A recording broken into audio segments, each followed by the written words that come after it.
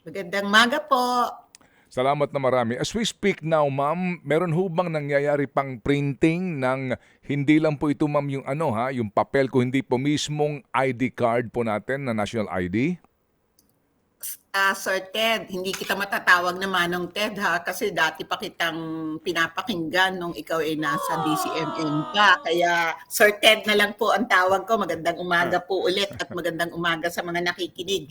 Yes, ang sagot po namin. May nangyayari po, pero mag-uumpisa lang ulit po kami ng printing ng physical na national ID.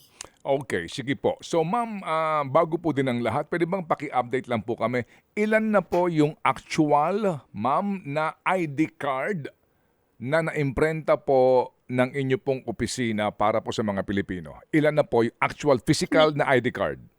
Higit kumulang 55 million po. Okay, 55 million as of December 2025, pero yung 55 million, nangyari po yan earlier pa. okay. About end of 2023, kung hindi po ako nagkakamali. Okay. Ilan po ang backlog ngayon o target na dapat po talaga ma-accomplish po ng inyong tanggapan para po sa ating national ID? Given po yung narehistro namin na successful na meron ng tinatawag na PhilSys serial number, may kulang po kami na meron pa kaming kailangan i-print na 36 million cards. Okay. Kasi nga po, hindi ka mag-iimprenta kung wala pa po yung pagpaparehistro. Po, sige. So, Yes, opo, sir. yes Tama ma'am, po. opo. So, ito pong pagpaparehistrong ito, continuing po ito, ma'am, ano po? Yes, sir. Continuing para dun sa mga hindi pa nakaparehistro, para dun sa mga ipapanganak, at may iba po kasi ang case natin kapag ang pagkarehistro ay before 5 years old. Pag before 5 years old po na irehistro ang bata, wala pa po siyang biometric data, kaya wala po siyang tinatawag na iris at saka fingerprint. Meron lang po siyang picture. Pero alam naman po natin, nagbabago iyon. Kaya po pagdating niya bago siya dumating ng 6 years old, after 5, between 5 and 6 years old, uulitin po ang kanyang, gagawin ulit yung kanyang biometric capture. Yun naman pong na-register between 6 and 15 years old, pag lumampas po siya ng 15, bago siya dumating ng 16, i-recapture po ang biometric. Kaya ito po ay tuloy-tuloy na proseso para sa national ID. Okay. Ma'am, siguro po pag-usapan po muna natin, huwag ho yung mga minor de edad, kundi yung mga adults, no? Yes Na, po. opo, na perhaps talaga ay kakailanganin ng pambansang ID. Sa inyo ho bang sistema, ano yan, meron ba kayong target sa bawat taon nito kung ilan ang dapat na parehistro at ilan po dapat ang nabibigyan ng actual na card ng national ID? Ang target po namin talaga, meron po kaming target base sa binibigay na budget ng gobyerno para sa registration. Kasi po, ang pagsasama-samahin namin yung budget na maibibigay sa amin sa registration, sa printing, sa delivery, at other operations ng project. So, ngayon pong taon na 2026, ang target po namin na i-register ay 1.83 million. Ngayon, may tinatawag po kaming mga prioritizations sa pagpaparehistro. Prioritizations po na ang priority po namin ngayon, lalo na po dahil sa mga pagbabayad ng mga ayuda, ay yung mga beneficiaries po ng mga social protection programs. So kasama po dito yung ating mga elderly na dahil sa SOCTEN. At sir, pati po yung mga nasa gida areas ay amin din kailangan puntahan, kasama po yung mga elderly na hindi na makalabas ng kanilang bahay dahil po sila ay bedridden or meron silang mobility challenges. Opo, budget. Magkano ba ang kailangan po na budget ng inyo pong opisina to be able to accomplish ito pong inyong mga target na ito taon-taon? Binibigyan naman po kami, siyempre po buong opisina po yun, buong PSA, malaki po ang binibigay na budget sa amin ng gobyerno for 2026, kung hindi po ako nagkakamali ay mahigit na 2 bilyon.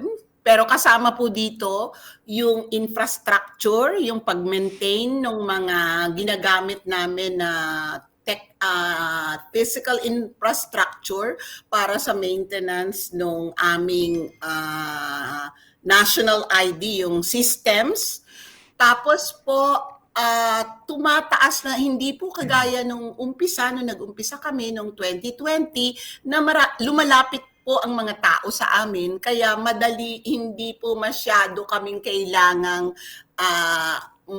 maging mobile sa mga registration. Ngayon pong mga panahon na to, except yung kapag dumarating yung mga beneficiaries ng DSWD, sabi ko nga po, kailangan kaming pumunta at illocate yung mga hindi pa na-register.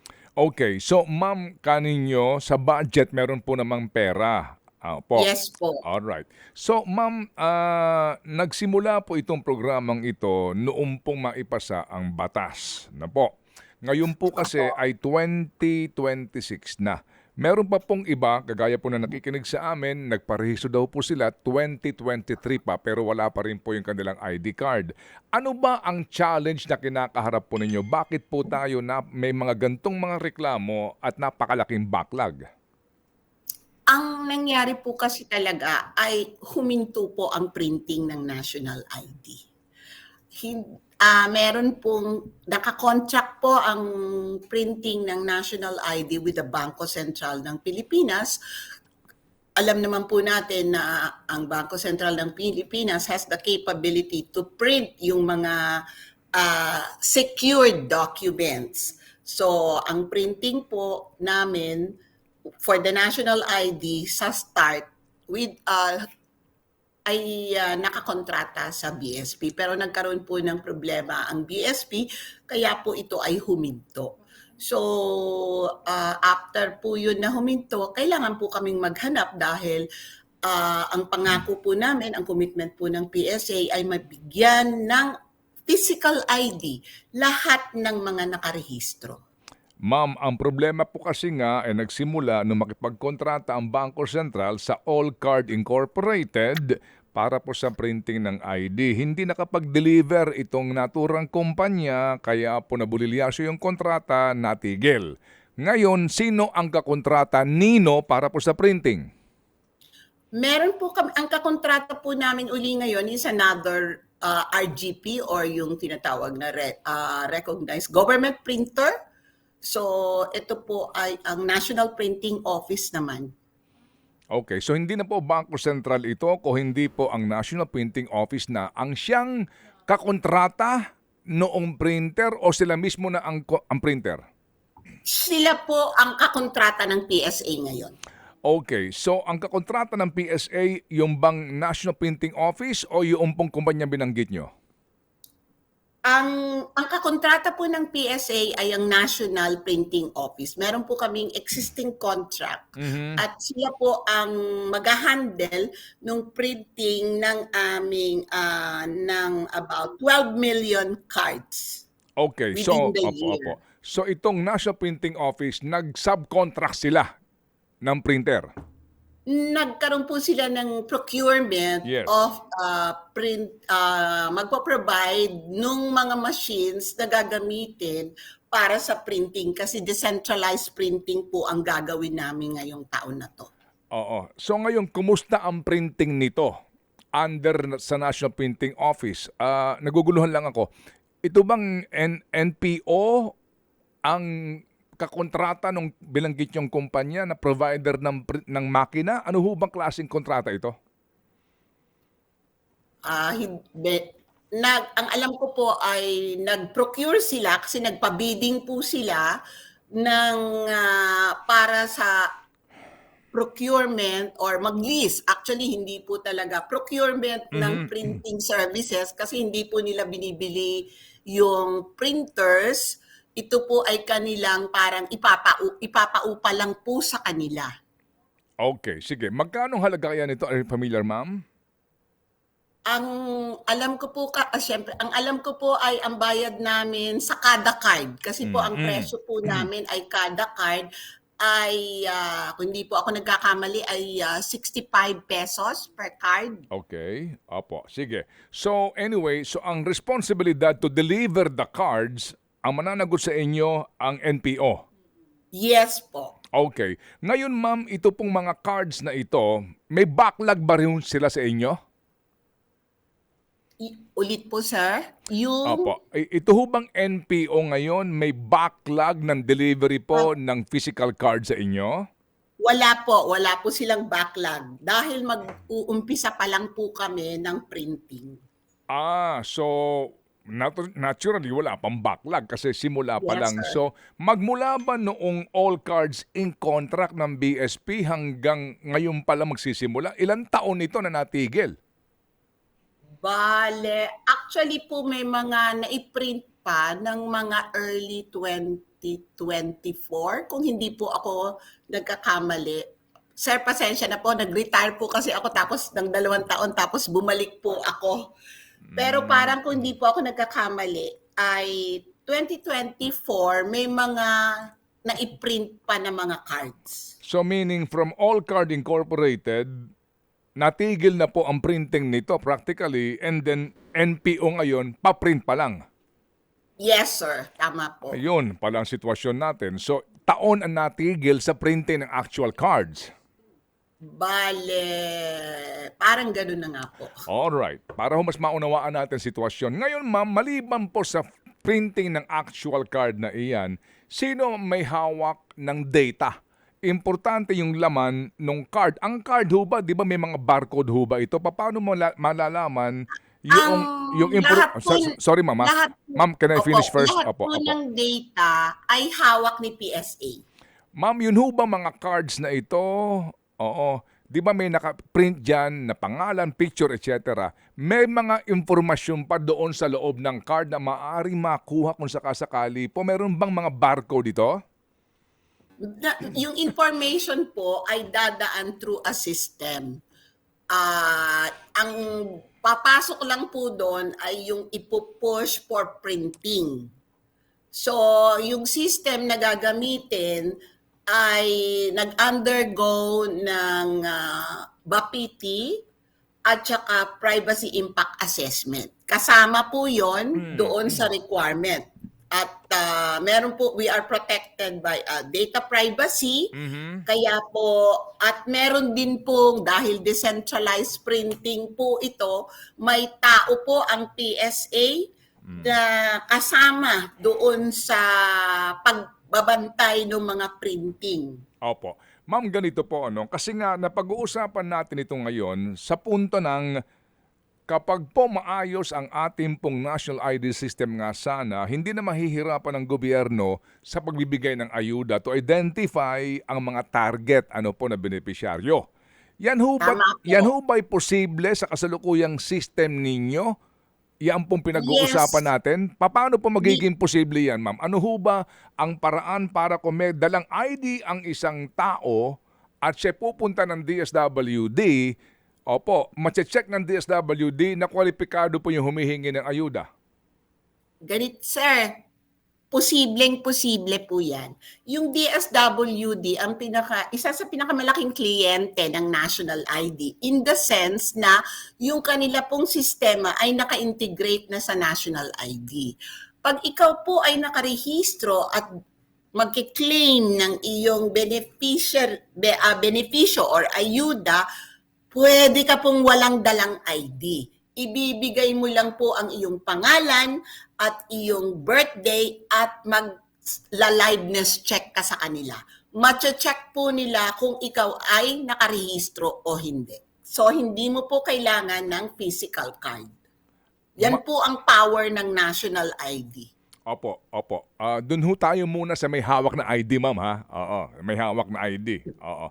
So kung may hawak na ID ang isang tricycle driver o isang rider, ano po, at siya pupunta ho ng DOTR para doon sa ayuda ng fuel subsidy, pwede rin po ba iyon? Meron na ho ba kayo din koneksyon sa DOTR para hindi na mahirapan po sa listahan na hinihingi na naman po pangging ng DSWD na siya po naman katuwang ng DOTR sa mga ayudang ito? Kung ang magpe-pay out po, sir, ay DSWD at dadaan sa sistema nila, wala pong problema. Dito po sa DOTR, hindi po naka-integrate ang kanilang system. So, pero meron pong dinevelop ang PSA, yung tinatawag po ito na Citizens Authentication Portal na ginagamit ngayon ng DOLE NCR sa pag-i-implement ng TUPAD. So, magagawa po yun. Magagawa pero hindi pa nagagawa. Yun pong sa TUPAD, gamit ngayon dito sa NCR. Sa tupad. Opo. Opo. Pero bakit sa tupad ngayon may ganun pa rin pong mga reklamo na yun nga, no, na may mga nagdodoble ng benepisyo, meron din pong iba na na tinatanggihan kasi nga daw po sa hindi mga kwalipikado pero ang sabi naman po ng aplikante kwalipikado. Yun pong as to whether qualified Aha. ang isang tao na tumanggap, Aha. hindi po within the jurisdiction ng PSA. Ang responsibility po ng PSA ay to identify the person who is claiming the ayuda. So, yun po kami, Opo. yun po yung aming responsibilidad. Kapag po nag-fail ang isang registration, tinatanong po namin din kung nakaregister ba siya o hindi. Kung hindi siya nakaregister, dito po sa pag-implement namin ng TUPAD sa NCR, meron pong kasamang registration team, kaya pinaparegister na rin po namin kaagad sa national ID. Yun ho bang sinasabi nyo na DSWD kahit wala kang ID, ano ho yan? Depende po kung yung DSWD na branch ay naka-online. Meron po bang ganun muna mga kondisyon para masiguro na talagang kwalipikado yung tatanggap po ng ayuda? Sir, yung pong sa DSWD, nationwide po ito, meron silang tinatawag na social registry. So meron po silang nakaload na mga beneficiaries na ina-access. Ang naging challenge po nila ay yung internet connection. Pero bumibili din po sila ng mga Starlink para po masigurado nila na meron silang internet connection. So doon po sa DSWD ay talagang well implemented at nalalaman po nila kapag ikaw bilang isang beneficiary ay beneficiary din ng iba pang programa within DSWD. Okay, sige ma'am. So kung ang DSWD po meron na ganung setup, tanong po ng marami ngayon, kung meron akong national ID at hindi naman ako kumukuha ng benepisyo dati o even now sa DSWD at ako'y hihingi ng tulong para po sa ayuda na manggagaling sa iba ho namang departamento, meron bang impormasyon doon sa aking ID, sa inyong datos, sa aking social class, na ako'y karapat-dapat tumanggap ng ayuda? Wala po, sir.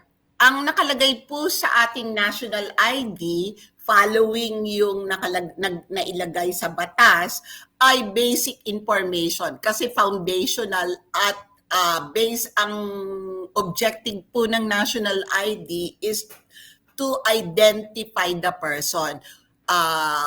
Ito ba yung taong sinasabi niya ay siya nga? Basically, yun lang po ang laman ng informasyon doon sa data, doon sa inyong hawak sa inyo sa PSA, sa inyo pong Yes po. kumbaga sa inyong central. Yun lang po yun. Pangalan, Okay. Gender, Aha. birthday, ganun po. Wala po doong nakalagay tungkol sa kung ano yung trabaho at kung anong social class siya, walang ganon. Wala pong ganun. So, nangangahulugan po na yung pinag-usapan namin kahapon ni Congressman Kimbo na dapat nga makakatulong sana ito para mas mapabilis yung pagbibigay po ng ayuda. Halimbawa, kung ikaw ay motorcycle delivery rider, kung ikaw ay taxi driver, kung ikaw ay jeepney driver, wala din po kumbaga, wala din pong hindi mapakikinabangan yung national ID maliban sa identification po nung tao kung sino siya, edad niya, picture niya, address niya, ganun lang po yun. Yes po, kasi po dapat yung pag-identify ng beneficiary ay mauuna.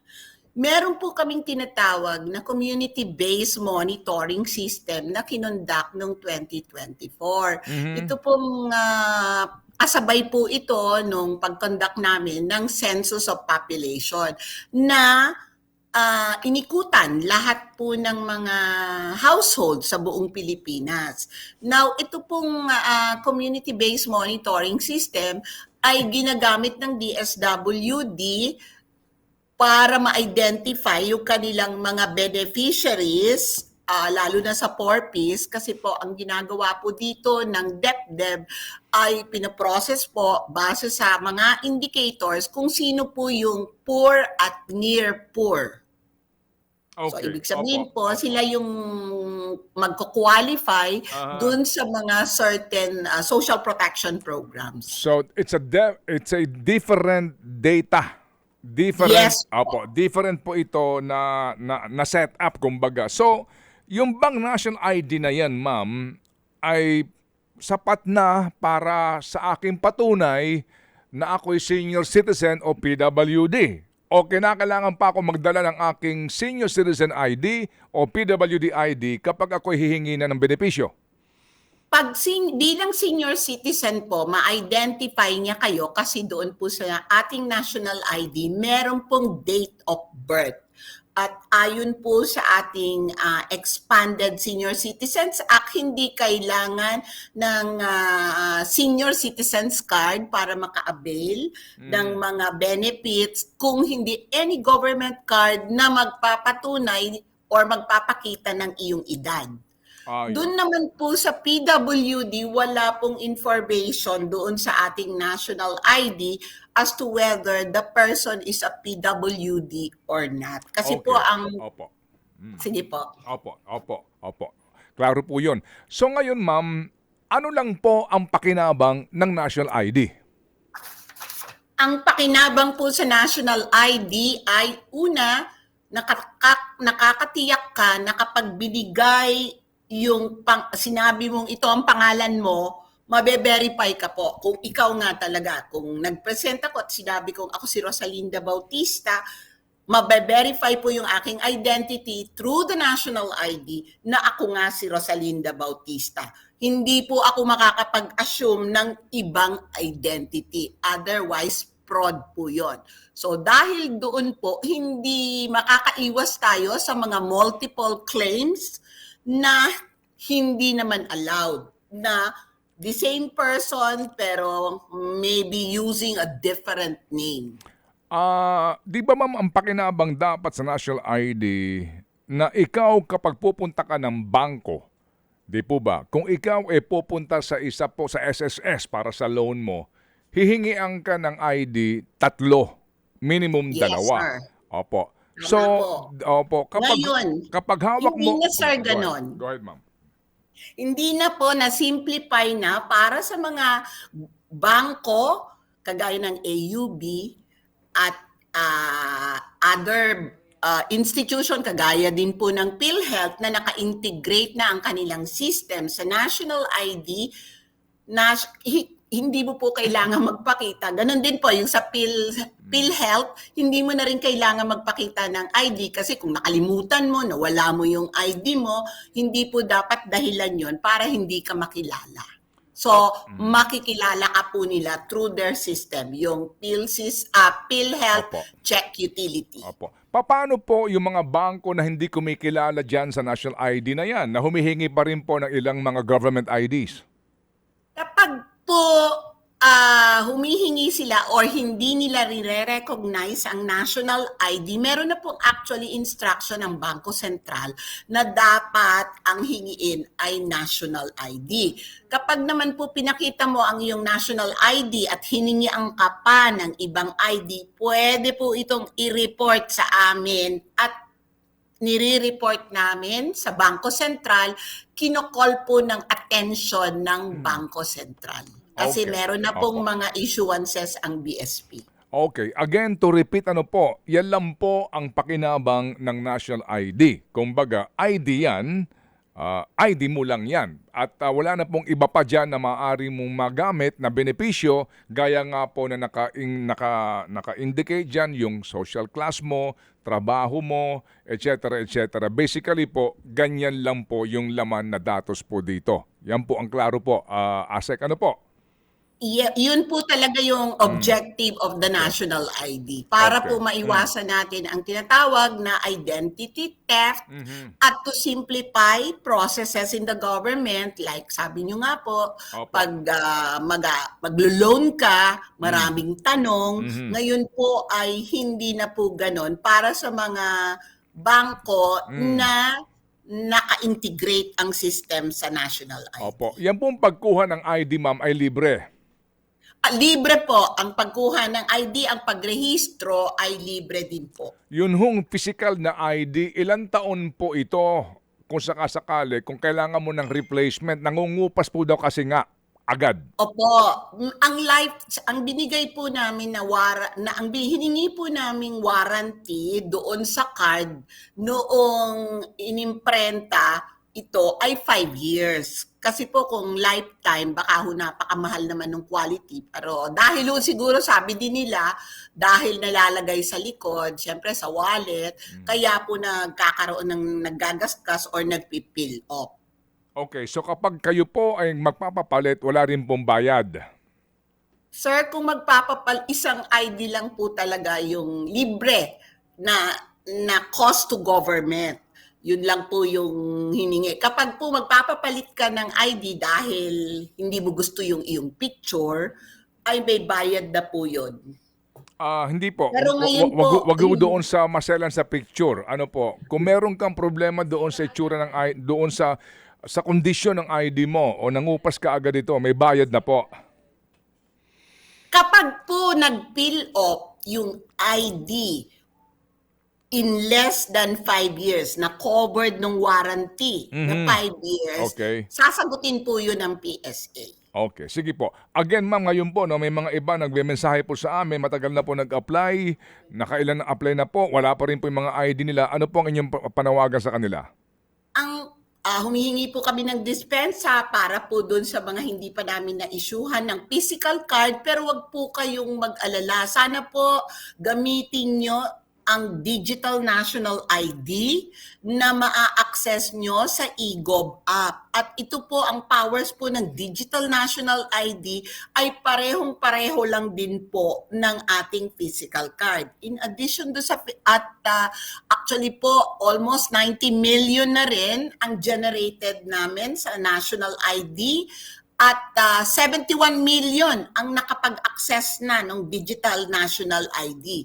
Ngayon, kapag nawala nyo yung cellphone nyo, sabihin nyo, na-access nyo yun, ma-access nyo pa rin po yung inyong Digital National ID. So, hindi po siya nawawala. Nagpiprint din po kami kung sakaling kailangan nyo talaga ng merong ebidensya ng inyong pagkarehistro, nagpiprint din ng libre ang PSA ng tinatawag namin na National ID in paper form or e-fill ID. At libre po ito. Opo. Ma'am, ano ho ba ang dapat kong gawin? Maghihintay ba ako ng notisya sa akin ng PSA o akong pupunta sa inyo para ako magkaroon ng national ID?